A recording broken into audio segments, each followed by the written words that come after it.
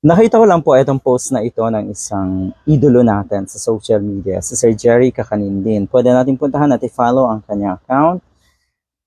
Totoo, laging kapupulutan mo ng aral, yung tipong matututo ka talaga sa kanyang mga post.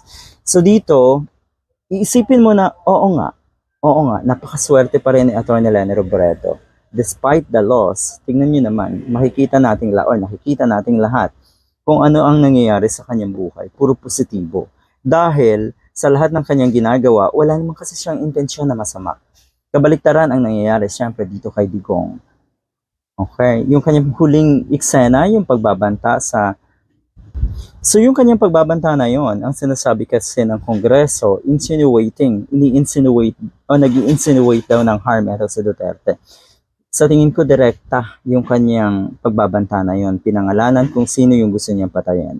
So dapat talaga may action. Bukod sa kakasuhan ng mga direktang involved dito, yung kanyang tinukoy na tao, dapat din talaga ay may gawin ang Kongreso. 'Di ba? So eto, tignan niyo po, etong post na ito, nakakatuwa lang dahil totoo talaga. Nag-i-enjoy, masaya ang buhay ng isang Leni Robredo, ulitin ko, despite the loss. Alright, Leni Robredo winning at life. Maganda yun, no? Yung winning, you are, you are around. Nasa mundo tayo to win it, to win a better life. Ganun dapat di ba? So eto, traveling around the world with her daughters versus Digong, who's hold up in Davao. Okay. Ito nakikita ng mga diehard at mga pulahan yung pagta-travel at isipin na naman nila malaki daw ang nakulimbat ni Atty. Leni Robredo kaya may pang-travel. Ang mga kawawang diehard at mga pulahan. Laging gano'n na lang. Ano ho?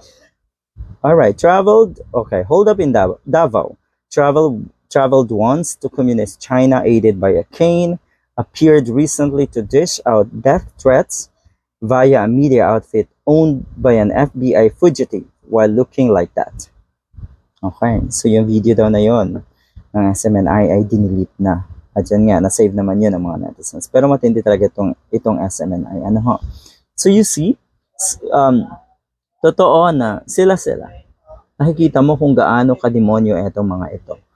Kasama na rin syempre yung may-ari nung media outfit na yon, kung saan ay lumabas nga itong si Digong.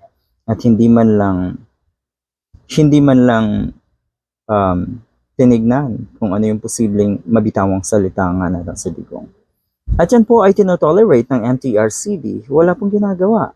Sa hinaba-haba ng panahon, sa tinagal-tagal na makikita natin itong si Digong na nagmumura at nagbabanta on television, walang ginagawa ang MTRCB. Ang lala nyo.